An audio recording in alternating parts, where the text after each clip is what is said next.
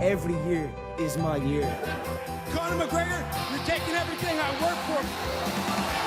Unbelievable, the first punch he threw. Nate Diaz has never looked better. I'm not here just to take part, we're here to take over.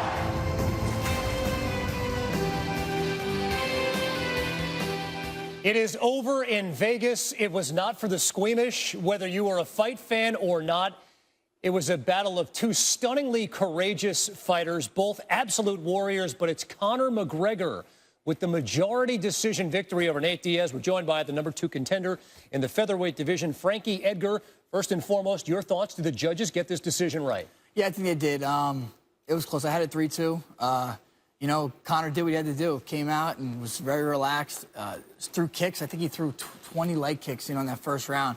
Then you seen the tide start to change. Nate started to bring it on. But in the second, at the end of the second, especially the third round, coming into the fourth, it seemed like Conor got a second win, was able to steal that one. I thought Nate won the fifth and final, but 3-2. That just goes to show you how differently people can see it. I thought McGregor won that final round. I want to talk about, we'll go big picture here, and we're going to recap the entire fight. We'll head out to Vegas here in just a bit, and we've got the post-fight news conferences coming your way as well. The game plan for McGregor in this fight versus what it was in the first fight, what was the difference? In the first fight, he came out guns blazing, threw everything into every single punch. This time he was a little more calculated, was able to, create a distance with some leg kicks. And it seemed like Nate was waiting a little bit, and I think that cost him. You see, when he stopped waiting and started going, that's when he kind of got the ball rolling. But then he started to wait again, and Conor was able to land leg kicks, land some shots. So I think Conor was smart by, picking his spots when he really wanted to attack. Did Diaz fight a smart fight himself? I think Diaz fought his style, just going forward. But I was just disappointed in him waiting as much as he did. Usually he doesn't wait as much. Usually he throws, multiple punch combinations. And when he did that, he was successful in this fight. Was that a matter of fatigue? I mean, listen, this fight goes the distance. We're talking about 25 minutes of fight action with two guys who threw and landed haymakers. I mean, we're seeing pictures of what it looked like early on in the fight because those two guys and their faces did not look like that at the end of the fight. Was endurance an issue for either fighter in this one? Yeah, I think both of them, actually. In the end of the second round, you've seen Conor fade and Nate really pick it up. And he kind of, he ended the second and third. He really threw everything into his punches. Then the fourth kind of lost some steam. And that's when Conor got his second win. So I think they were both fighting fatigue throughout this fight. As a fighter, I mean, let's strip down the mechanics of what we saw. As a fighter, watching what was a back alley brawl, I mean, what were your thoughts on just watching what was an awesome fight? Yeah, these guys really put it out there.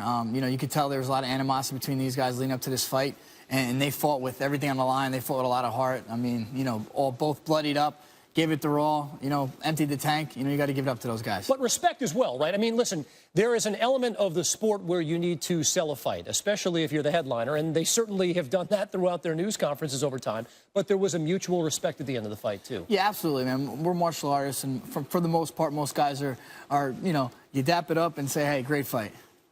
Talk to me about what it's like. We've talked about the fatigue factor in that fifth and final round. When in reality, if we're going by what the judges' scorecards were, the fight was still up for grabs. What's it like 22 minutes deep into a fight like that when you've still got a little bit of gas left in the tank? Yeah, you got to dig deep, and that's when you just think about all the training you did, leading up to that fight and hoping it was enough. And for these guys, they were kind of battling head to head, and one guy pulled through, and it's sometimes just a game of inches in the fight world. They've been fighting these two fights at Diaz's weight. In the post-fight news conference, I'm being told that McGregor said, let's do it again. Let's have a third fight, but at 155. What are your thoughts on that? Yeah, I mean, hey, who wouldn't want to see it? These guys bring out great performances each time. At 55, they both be at their natural weights because Nate's really a 55-pounder as well. So, yeah, I mean, I'm sure the fight fans will be into that fight. How much was weight an issue in this fight, right? Because a lot of us felt that, look, McGregor landed the far better punches in the first fight, but he was worn down by Diaz as that fight went on. How much did you see weight an issue in this fight tonight? I think Diaz is just the bigger frame, the bigger body, but I'm sure they were in 5 pounds with each other. They were just really, big guys that cut a lot of weight. 55, and Conor obviously goes down to 45, so he cuts a substantial amount. But, tonight they just didn't cut weight. They were at at their normal weight, probably within 5 pounds of each other. Nate's just a bigger frame. He's just tough to carry. Frankie, we talked with Chael Sonnen following that first fight, and he heaped praise on Conor McGregor for saying, you know what, this is a guy that went way up to take this fight. He showed the guts to do that, to step out of his weight division, and despite the fact that he lost, you've got to give him an enormous amount of credit for doing that. Now he steps out of his weight class and wins a fight here. So what does that do for the Conor McGregor mystique and legacy? Yeah, he's just building his name up, you know, from the first day he walked into the UFC, and he continues to do so, and he's bringing the sport with him. So hats off to Conor. He puts in good performances one after the next. If you missed it in Vegas tonight, it was a spectacular fight to the finish, 25 minutes of fierce combat, and yet in the end, it's Conor McGregor who comes away with a majority decision win. We're going to head out to Vegas, check in with Gilbert Melendez. We've got post-fight news conferences on the way. Do not go anywhere. All right, so McGregor confident for a win Saturday night. For more, let's head out to Las Vegas and bring in MMA insider Brett Okamoto. Now, Brett, a lot of times in the fight game we see forced tension. This has seemed pretty genuine from the start. What's behind all of this? I think you saw two things at play here. One, let's not kid ourselves. These guys are selling a fight. So images of them throwing water bottles back and forth at one another, that always helps your bottom line when you're trying to sell pay-per-views. But I think the other aspect of this is you got two guys who do not want to give an inch to the other one. So if Conor McGregor shows up 30 minutes late to a press conference, in Nate Diaz's mind, he's like, well, I get to leave 30 minutes early from this press conference. I'm not doing any more work than this guy. I am the A side of this fight. So you got two alpha males who are basically battling each other before they even step in the octagon. UFC President Dana White seemed pretty upset with all of this. How can he get a handle on these guys? Yeah, I don't know. You can find him if you really want to, but I don't think public perception would be all that happy with it. And I think once Dana White settles down, takes a look at this thing, realizes no one got hurt. I mean, I think that's one thing that's going through his mind. You got guys throwing full cans of Monster Energy. He's worried about someone getting hurt. He's thinking about a headline that way. But once he finds out that that has not happened, he's going to realize what I started off by saying, that this is going to help sell the fight at UFC 202. And sticking with Dana White, yesterday he joined SportsCenter and kind of hinted that Jon Jones may be able to overturn his 2-year suspension. Here's a portion of those comments on SportsCenter. Things have taken a turn, and you know, it's looking a little more positive than it was. He had tested positive for something that you get on when you come off of steroids, but that might not be the case now. I got to let this thing play out between USADA and the Nevada State Athletic Commission, but this guy's got like 12 lives. It's unbelievable. Jones never seems to go away even when we think he's in trouble. What's going on here exactly? Well, we don't still know a whole lot of specific details about what Jones is saying here because he's in the middle of an appeals process. And as long as that is the case, he and his camp are not going to offer a lot of details as to what their defense is. Now, what I'm hearing from Dana White is you know, he's basically saying, you know, we all thought when we saw the banned substance that Jones tested positive for that perhaps he was cheating. That is no longer the case. It does not look as though he was cheating. However, when you're testing positive for a banned substance, sometimes that doesn't matter. As long as the substance is in your system, you are held accountable. So we still have to see what happens with Jones's potential 2-year suspension. It's been a very busy week and a busy day out there in Las Vegas. Brett, we appreciate the time. Conor McGregor's opponent for UFC 196 in Vegas will be Nate Diaz, filling the void left by the injured Rafael dos Anjos. Everyone else went running. So, Nate, congratulations. You're rich now. I don't give a what you say, motherfucker. I'm not trying to play no games or nothing. There is no games in this. I'm just simply the best fighter, and that's it. Nate Diaz is going to be the most difficult test of Conor McGregor's career. Well, this is what the world was hoping for. A good left hand over the top by Conor. Conor the aggressor here early. I had the boy bust up badly, and then just like that, it can turn him. Now he's got the back now. That's it. He's got the chain. Diaz. He's done it. It's all over. Nate Diaz beats Conor McGregor. You just shook up the world. How's that feel? I'm not surprised, motherfuckers. It is what it is. I'll face it like a man, like a champion, and come back and do it again. No way they could just leave it at that.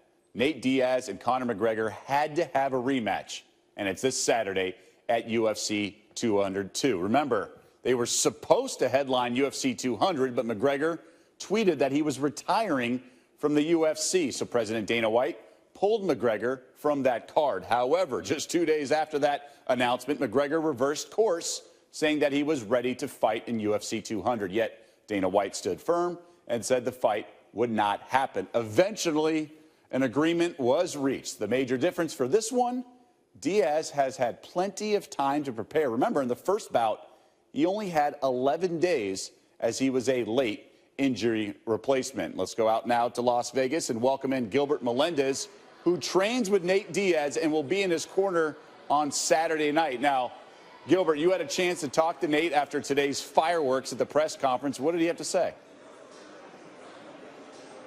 Well, you know, Nathan was there on time, excited to be at the press conference and do what he had to do. And, you know, I think he felt it was fair, you know, to step out and leave. You know, he answered all the questions he could do.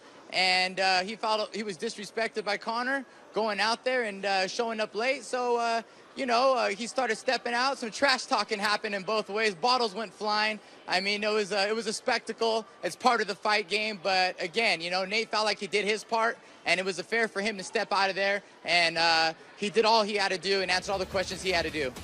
Well, it will certainly be a spectacle inside the octagon on Saturday. This time, as you very well know, Nate has had sufficient time to train. Previously, it was 11 days. Now we're good to go with ample opportunity.